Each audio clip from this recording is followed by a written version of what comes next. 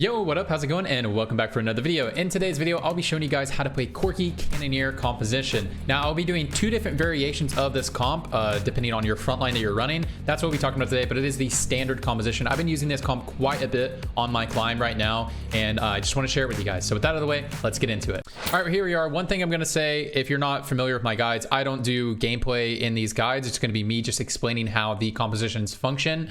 But if you'd like to see gameplay, I'll leave a link to a VOD of me playing this composition, and so you guys can watch the gameplay after you watch the VOD if you need that.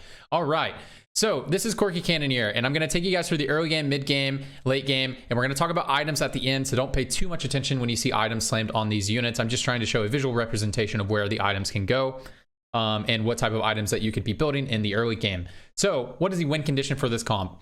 So when you get to the late game, the way that we'll win, the way that we top 1, top 2, top 4, is going to be a Corki 2 with good items, and we'll talk about what those items are later. You need armor shred. It is pretty mandatory in this build. There's a bunch of different ways you can get it, but you certainly need armor shred, and you need an upgraded frontline. So actually, the win conditions for this comp are pretty wide. Just a Corki 2-star, armor shred, good frontline. That's about it. That's one reason why this composition is very strong, especially at the moment in the current meta, 12.14b. This patch we're currently on. Okay, your item opener is going to be glove, bow, sword, or defensive. Any of those honestly are fine. If you're trying to force this build, then yeah, go one of those 80 openers like glove, bow, sword. I like glove a lot because I end up just putting full crit Corki, and I'm fine with that. Makes it very easy to get your armor shred, feels very natural. But you can just go bow and sword just for those reasons. But I typically, on this patch, 12.14b, when I'm filming this, if I'm going to force, I go glove, and if I just want to play kind of open, I'll go defensive components because it's fine. There's so many different items that Corki can use, so you don't have to actually force the build if you don't want to. Just go defensive if you're not comfortable forcing the build. Okay, so augments. Some augments that you guys can go in here. Cannoneer-based augments are pretty good, especially if you take them early on in the game whenever it says like, take this and also get a Tristana. That can be very good because they make it very easy to just force in trainers, get it naturally for free, or get a Tristana 2 for free. I took it today. I took one of those Cannoneer augments, maybe it was Ricochet, Hotshot, one of those. Gives you a Tristana, instantly got a Tristana 2 at 2-1, you know, just because I already had a pair and I got it. So I didn't know I had a pair. I had a pair in my shop. So yeah, the Cannoneer-based augments are very strong. Stand United is best in slot. Stand United is so good. Whenever I show you guys the late game boards in just a second, you'll see how many traits we have active. It is absolutely Corki's best in slot augment. It is so good. After that, just standard strong meta augments. The only things that really take this comp over the top is Stand United. Yeah, other stuff is good. Just whatever's good in the current meta is going to be good for you to go. Okay, early game. Let's talk about our actual board in the early game. So early game, we want to play around Cannoneers, Bruisers, and Trainers. Senna 2. So I don't have Senna on my board, but just so you know, Senna 2 is the best item holder for Stage 2 and Stage 3, as well as it makes it where you don't have to sell your Tristana because you will always sell Senna. But Senna hits like an absolute truck in the early game. Stage 2, Stage 3, at the time we make this video. I bet she gets nerfed pretty soon, honestly. She hits so hard. So she is going to be your preferred item holder if you hit a Senna 2-star. But if you don't hit a Senna 2-star, you can just throw your items on your Tristana. She'll be good to go most of the time. Or you can throw your items on Jinx. So all three of the early Cannoneers can hold the items, but prefer Senna. She's easiest to get the items off, and she's the easiest one to 2-star. So I prefer her normally whenever I'm doing that. Cool, and so you can just see a visual representation of the board that I'm talking about. We have Tristana back here with our Heimerdinger, and we have some Bruisers. The reason why you want to play Bruisers, because Bruiser actually buffs Nomsy, actually gives Nomsy extra HP, and as well as if we get a Thomas Kinch, and then we hit Revel with Jinx, Revel is very strong trait in the early game. But in general, in the early game, just play around those three traits: Cannoneer, Bruiser, and Trainer, and you'll be good to go. Just build whatever you think is your strongest board. All right, here we are at the Stage 3 board. So Stage 3, our goal for this board is to get to level 7 as quick as possible. With all these 4-cost boards, that is almost always your goal. But the cool thing about this comp is, and this is what you do in every single comp, is if you need to roll in Stage 3, level 6, roll. Like if you're bleeding out super hard, then you should roll, right? But one thing that's really nice about this board is very easy to hit because you're playing a lot of 2 costs and a lot of 1 cost. So level 6 is the best time to roll for 2 costs. So it's pretty reliable that you're going to hit a 2-star Triss, 2-star Jinx, 2-star Shin can be a really good spike on this stage. And then hitting your Lulu can be very good on this stage as well. So anyways, this is pretty simple for this stage, Stage 3, level 6. Just get as strong as you can. If you need to roll. If you don't, then push to 7 and we're good to go.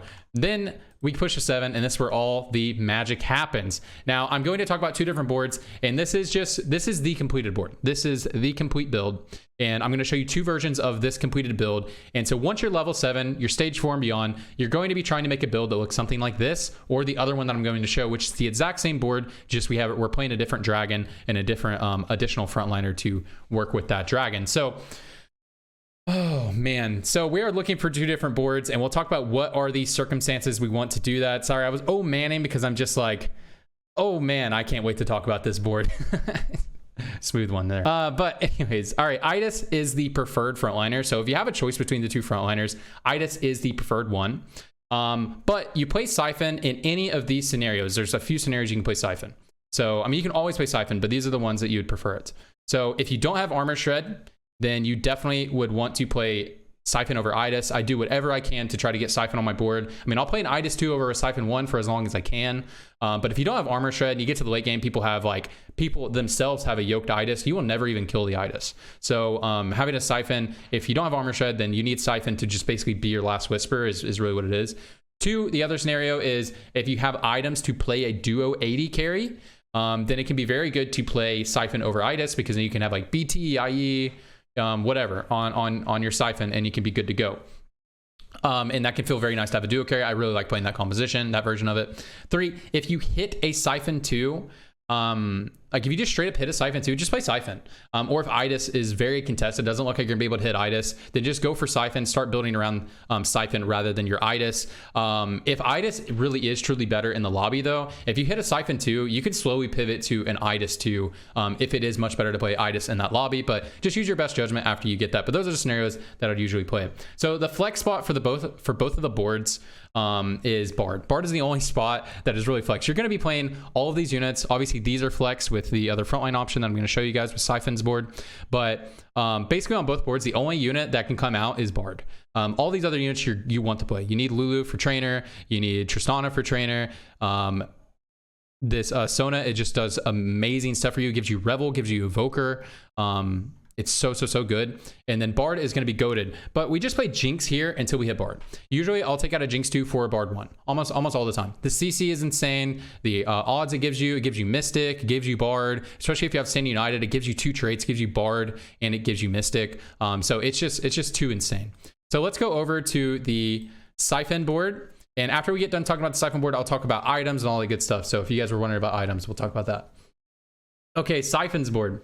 If you're running just Syphon as a frontliner, you will always play Ornn 2 over Sylas. So if Syphon is not a damage contributor, you're not looking for Syphon to deal a lot of damage, just a tank. I mean, Syphon's always going to deal some decent damage, but if Syphon's primary job in your team comp is a tank, then we will be playing Ornn for sure. Ornn 2 is just an amazing unit, so we'll always play over Sylas. But if you're actually duo carrying your Syphon, then Sylas 2 is... It's honestly debatable, but Sylas 2 is usually going to be better than Ornn 2.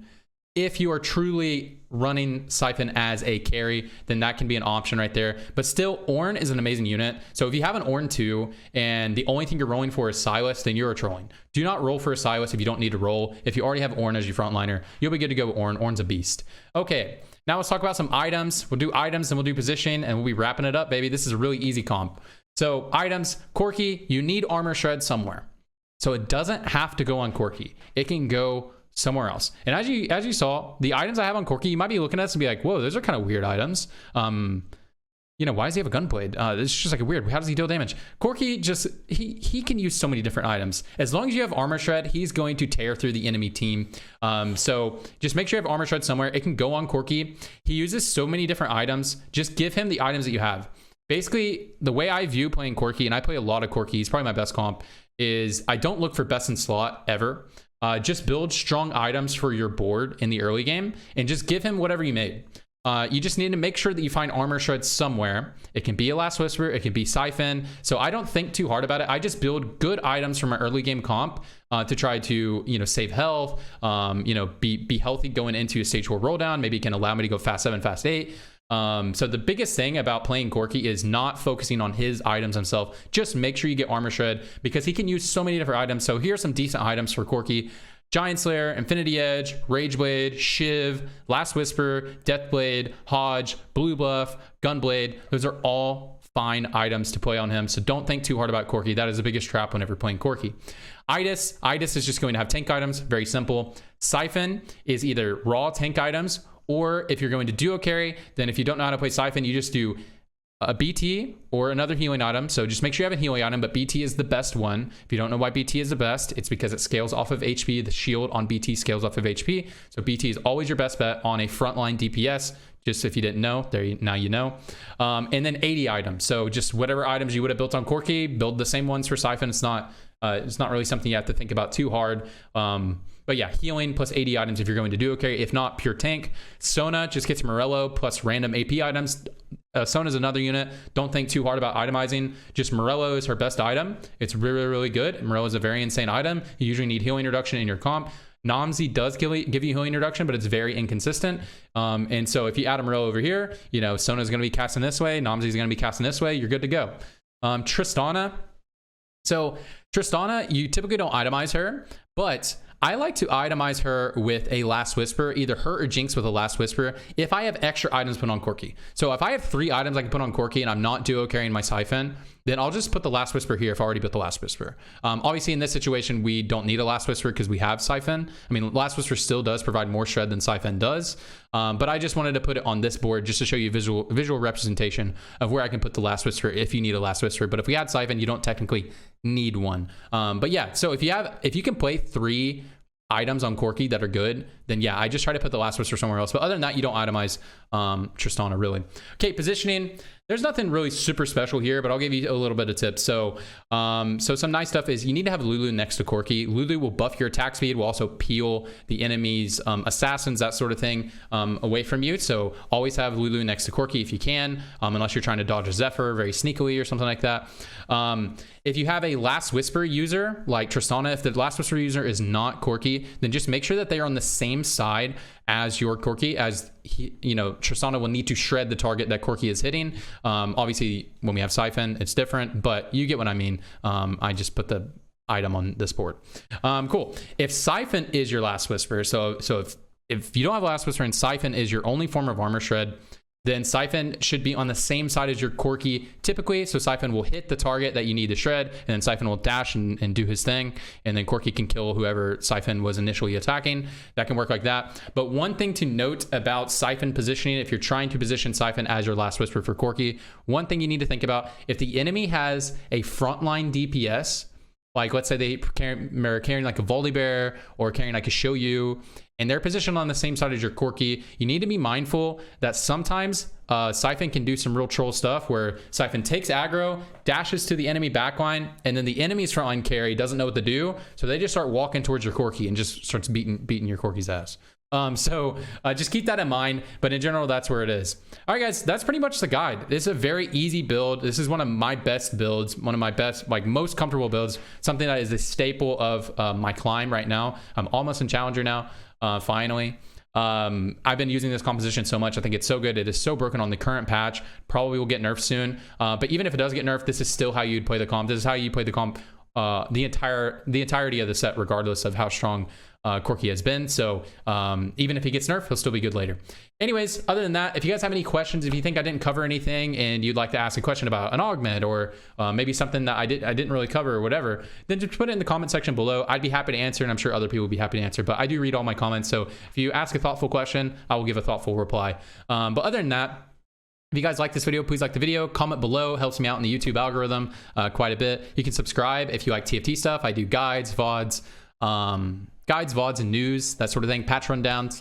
Also, I stream on twitch.tv/tradingTFT, stream there 4 to 5 days a week, and I post pretty much every day at twitter.com/tradingTFT, so you can follow me there if you'd like more of me and all the good stuff. But anyways, that is it for the video. I appreciate all of you. I hope you have a fantastic day, a fantastic night, wherever you are. I hope you're doing well. See ya. Bye.